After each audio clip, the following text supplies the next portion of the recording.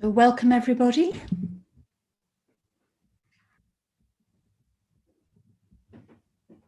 Almost all here for our last session of the retreat.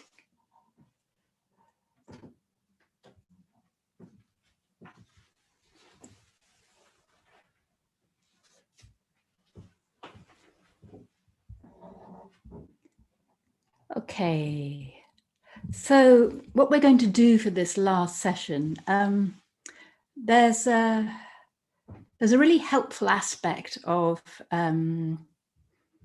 working with the tendency to distraction that I haven't mentioned, and that's dedication. Yeah, Bhante, when somebody asked him fairly recently before he died about some of the important aspects of the bodhicitta practice, which is the order practice that we do around Tonglen, he talked about the very end bit of the practice where you're dedicating the merits of the practice. He talked about that as a sort of vow. I suppose it's interesting that we've been talking a lot about the dynamic quality of mind and the flow. And I suppose if you sort of put your practice down and get up, and that's your practice over there, and then you sort of move into your life with a different mindset, you know, that isn't really sort of honoring the flow, is it? It's not. So I'm hoping that with this retreat, we can, you know, I don't know whether you've managed to sort of be able to work, how effectively you've managed to be able to work with your minds this week, but I'm hoping that you've also got a few tools and things to work with when things get tough in daily life. Yeah. But part of the sort of reinforcement of that is to keep dedicating our practice, to keep saying, well, you know, may this practice be of benefit. Yeah. May the effects of this practice go in to daily life and be of benefit to those we meet, those we interact with, as well as our future selves. So it's sort of, it's keeping the awareness of that fluidity, of that flow. Yeah. Yeah. And honoring what we're trying to bring about, honoring the space for that. So what I'm going to do just now is to just finish off having a little look at the last three pictures. And then as a sort of, and then Maitri Devi is going to say something. But then after that, as a sort of dedication of the retreat, we're going to do what we did on the first night, I think it was, and have Maitri Devi and Maitri Siddhi read through the whole poems and be able to sort of meditate on that, so we can sort of gather the journey that we've been on, and then we'll dedicate that at the end with the transference of merit. I don't know how you've been doing things in the evenings, but I thought maybe the best way would be for me to sort of read a line and then pause, and you can either do it sort of silently with me or sort of repeat it after me internally. Is that how you've been doing it? Maitri Devi, Maitri Siddhi? Well, because we've been doing it with the Taraloka community, people can hear everybody repeating. But I think a really good way to do it on Zoom is if one person repeats. So maybe you do it and me and Maitri Devi do the repeat, and then everyone else joins in with the response. Everyone can do it with you. Yeah. Okay. So have you got it? There. You've got it. Oh, well, you don't need to, because you'll just repeat it. Yeah. You just repeat You're it. the person who needs to do it. Don't worry. You're doing the calling, we're doing the responding. Excellent. Perfect. Okay, so let's have picture number 8.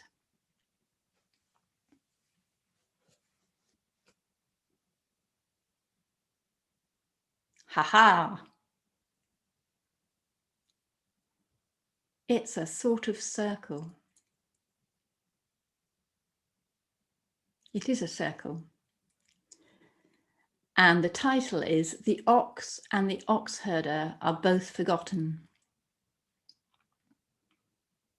So this circle, this is the, I learnt recently, there's a concept in, certainly in Japanese, actually I learnt it about Japanese gardens, but it's a Japanese concept of ma, or the space in between things. And when you make a Japanese garden, the space in between is as important as the branches. So here we have the space in between. The circle is directing us into that space in between. So before we were united.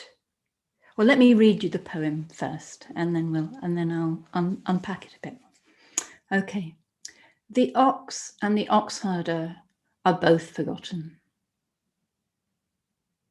Since space has collapsed, how can obstacles remain? Could a snowflake survive inside a burning flame? You cheerfully come and go. How could you not always laugh? Since space has collapsed, how can obstacles remain? Could a snowflake survive inside a burning flame? You cheerfully come and go. How could you not always laugh? So before we became united, completely united and unified with the practice, and now even the sort of subtle observer who's the one who's doing the practice, even that now dissolves, yeah. So there's no one practicing. There's just a flow of ever-changing conditions, no solid separate identity. So there's the possibility of endless transformation here. And even the sort of subtle grasping has completely dissolved. Next picture, please.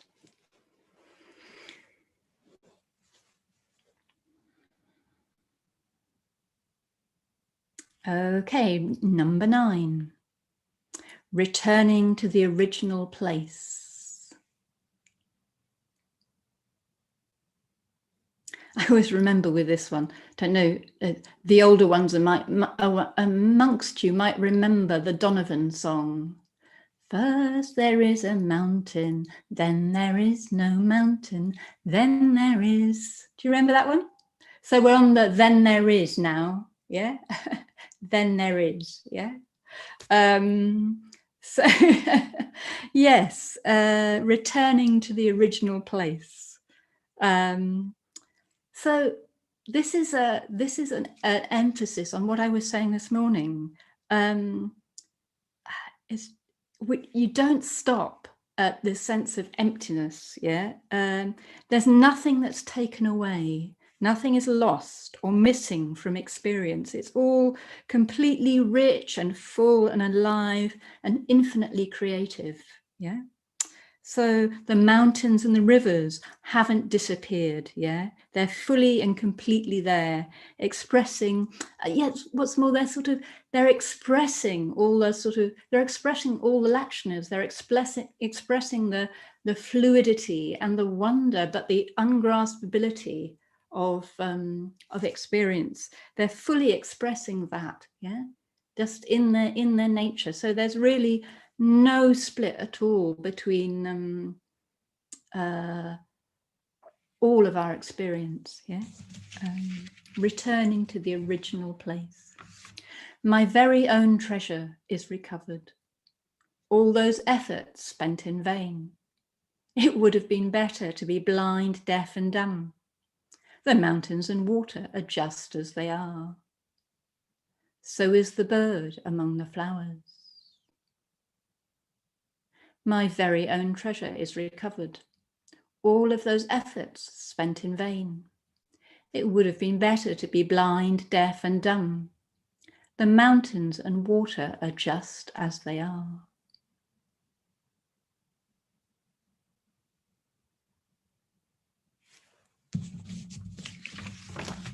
Okay, number 10, please.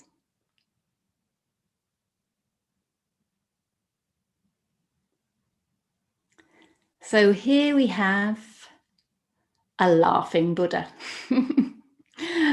a ragged beggar, really, laughing away, completely carefree and open-hearted,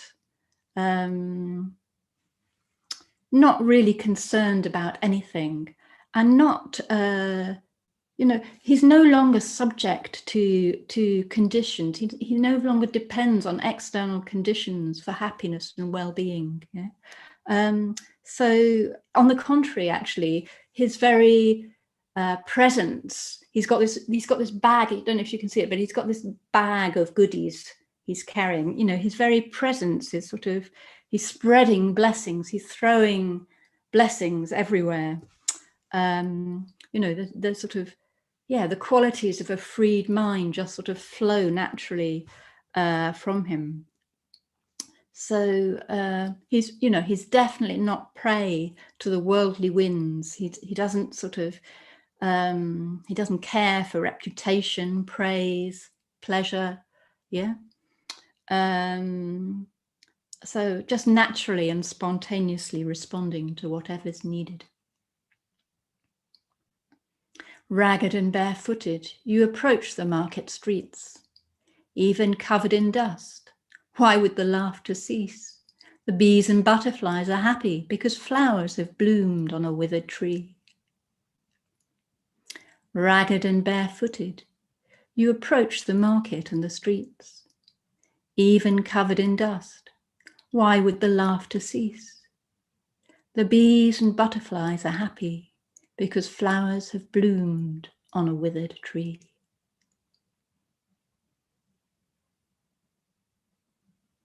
It's a very ordinary magic.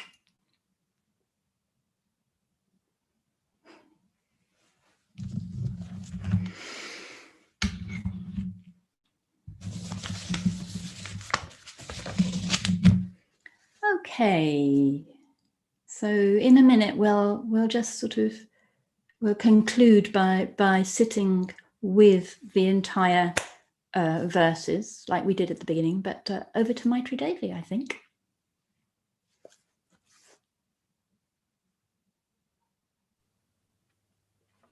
Thank you, Vijayamala.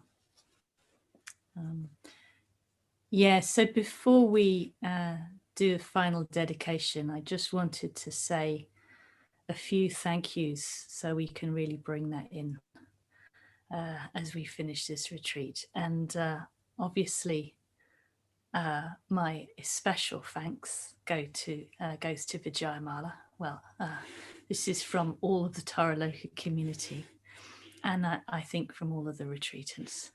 So Vijayamala, she's been exceptionally generous with her time and her energy and her wisdom this week. I feel she's given a huge amount to us, and I can speak from personal experience. It's teaching can be challenging anyway, but teaching on a computer, it's another it's another level of stuff to deal with. And Vijayamala's she has had migraines in the past from doing this sort of thing, and she's still really up for doing it, and I'm really glad she seems to have managed to got through it relatively unscathed.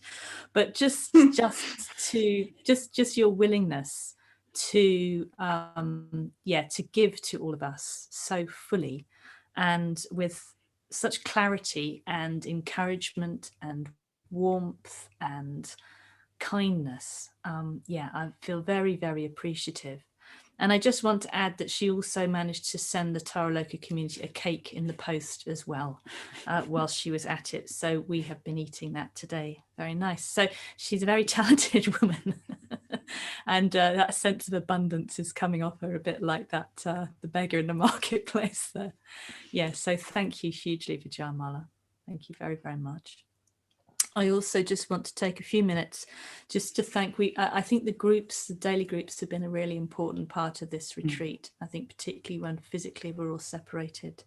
And we haven't got enough people here to run the groups for the online retreat. So it makes a huge difference to us to have other like friends of Taraloka who are helping us out. So Samantha Badri, Shraddha Deepa, Prakashadi, Jvala Malini, Nagarachta and Vidyamani have all been helping us with groups on this retreat. So heartfelt thanks to you. That's a real boon for us and for all of the groups you've been leading, I'm sure. So yeah, thank you again. I want to thank the rest of the Taraloka community too. So there's those of us that you can sort of see up front. Maitri Siddhi and Maitri Mati, big thanks. Big thanks for being on and clearly Maitri Devi too. For being on tech and pujas and group leading. So that's been it's quite full on, but it's been good. So yeah, and also Annabeth has been on tech all week. She's been doing a fantastic job. She's been there in the evenings and on tech, and also the rest of the community. So this is a kind of real collective thing. So Sue and Sarah and Sophie have all been turning up to the pujas in the evening. They've been the ones cooking us supper because we haven't had time. Yeah, so it's been a community effort. So I want to really thank them as well. And then finally, a big thank you to all of you, because we've had a lot of you signed up for this retreat, but what's been interesting is how consistent the numbers have been. It just feels like you've all been there right from the start, right through to the end. And so that engagement, and particularly in groups, my experience has been honesty and openness, and just a real connection with the material, and a willingness to explore has been very moving. So thank you all, and I'm going to miss waving at you in the evenings. Yeah. Okay.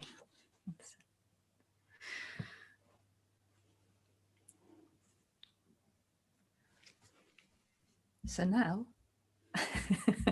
Maitri Siddhi and I are going to read the verses. So just give you a minute or two just to settle.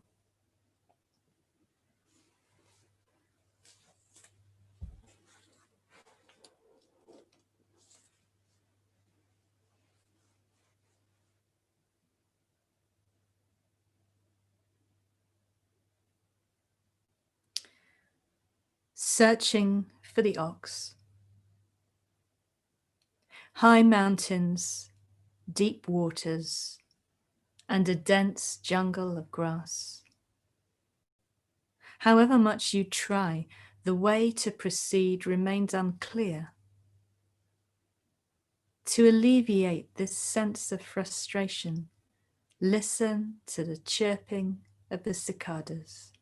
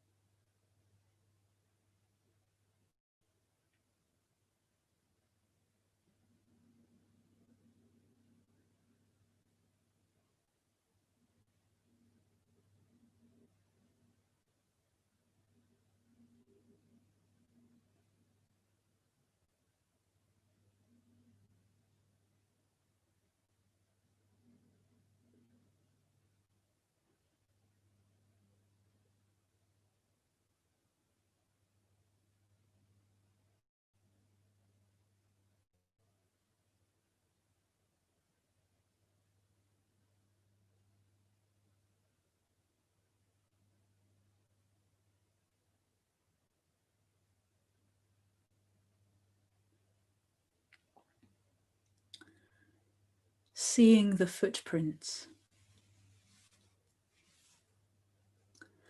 A tangle of thorny bushes, the faint murmur of running water. But here and there are footprints. Is this the right path?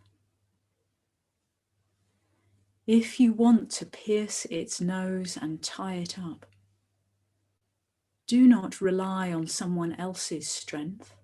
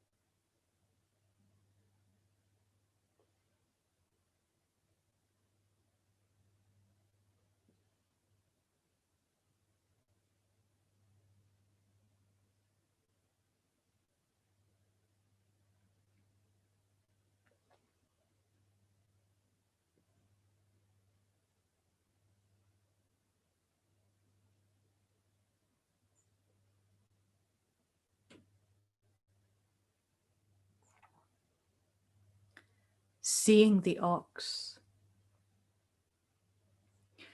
Among willow branches, swaying in the spring breeze, an oriole is singing. How can the sparrow experience his joy in calling to his mate?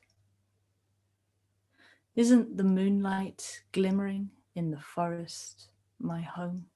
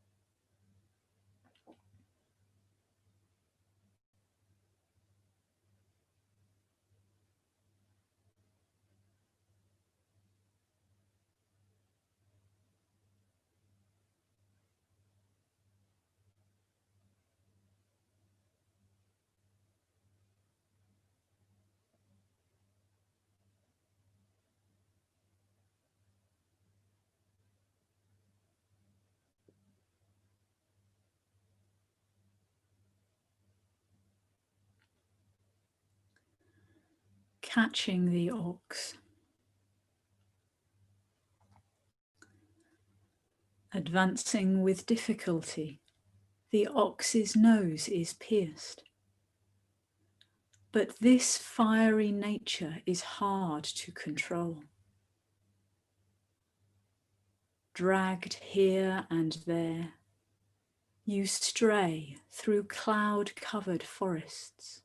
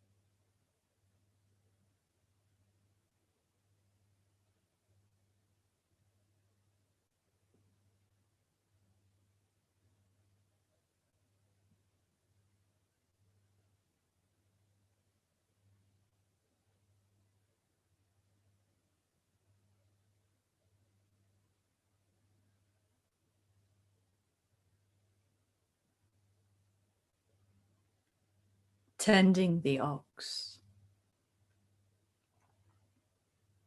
fearing that it may fall into a steep and perilous path.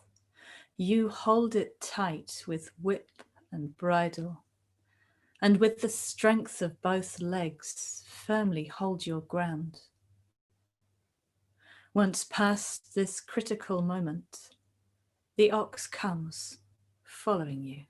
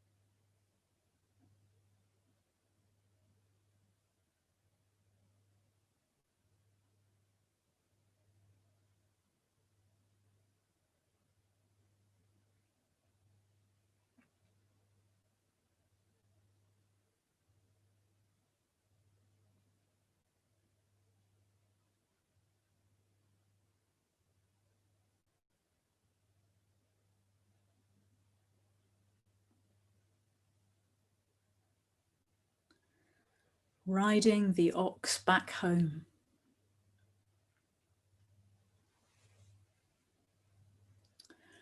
Sitting astride the ox, the noble person happily returns. The sounds of their flute mingle with the crimson sky. They have discovered the garden of joy. Who else could know about this endlessly pleasurable taste?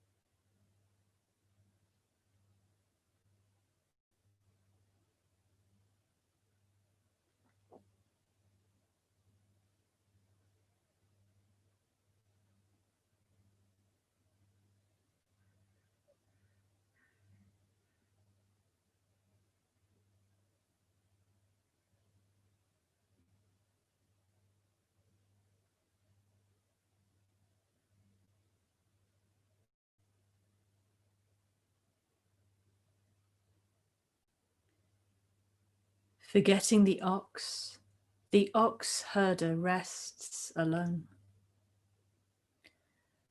Bright moon and cool wind, what a splendid home. Sitting all alone, the ox has gone away. Even if you doze until sunrise, what use would be a whip and bridle?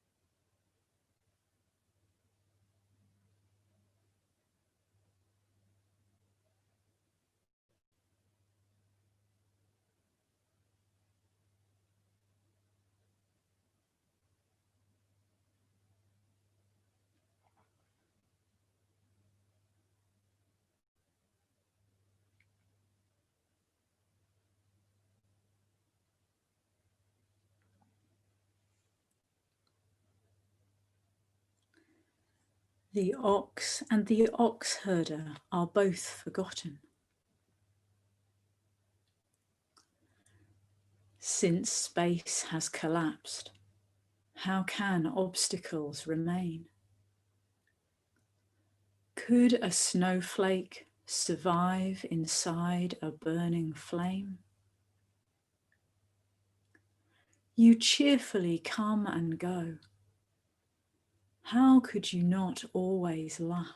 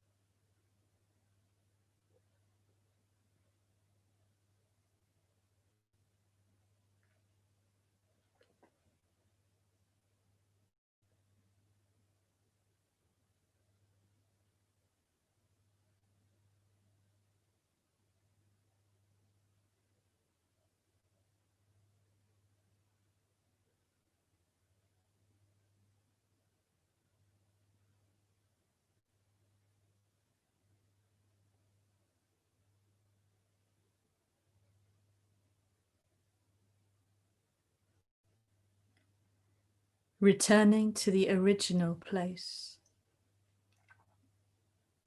My very own treasure is recovered. All those efforts spent in vain. It would have been better to be blind, deaf, and dumb. The mountains and waters are just as they are. So is the bird among the flowers.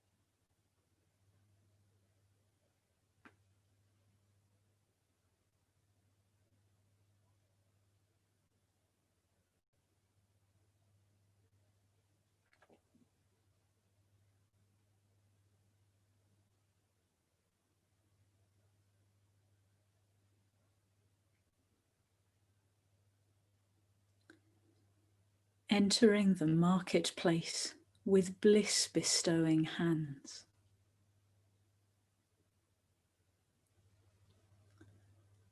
Ragged and barefooted, you approach the market and the streets. Even covered in dust, why would the laughter cease? The bees and butterflies are happy because flowers have bloomed on a withered tree.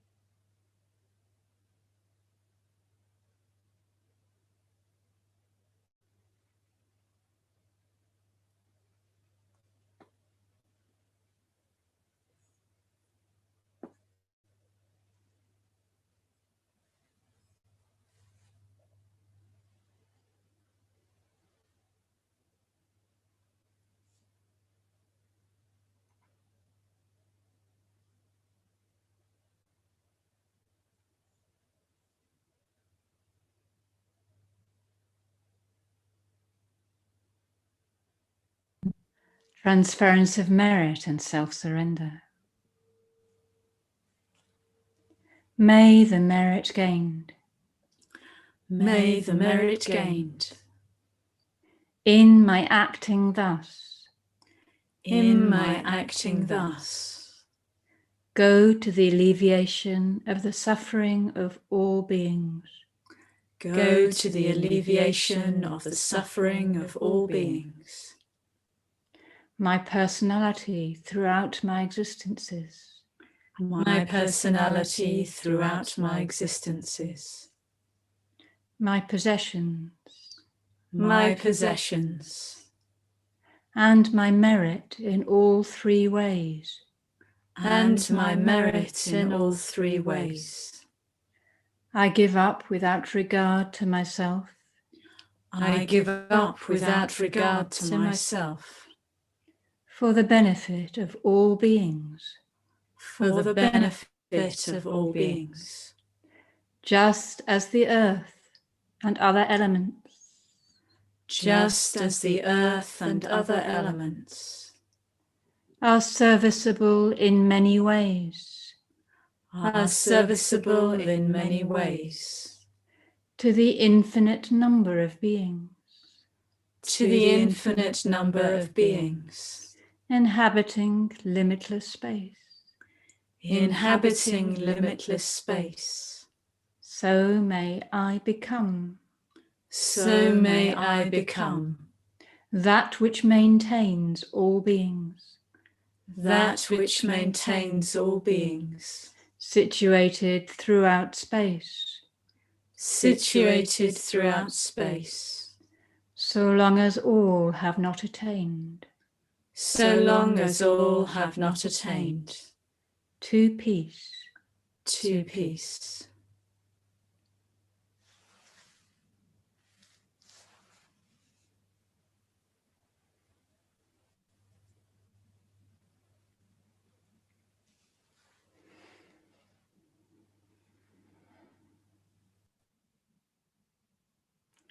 What do you do now? Is it traditional to let everyone unmute and say goodbye? I'm not sure we've been doing it long enough to have a tradition. Well, if people want to unmute and say goodbye, I think that might work. Yes, I think that could be a very good thing. Thank you so much, Vijayamala.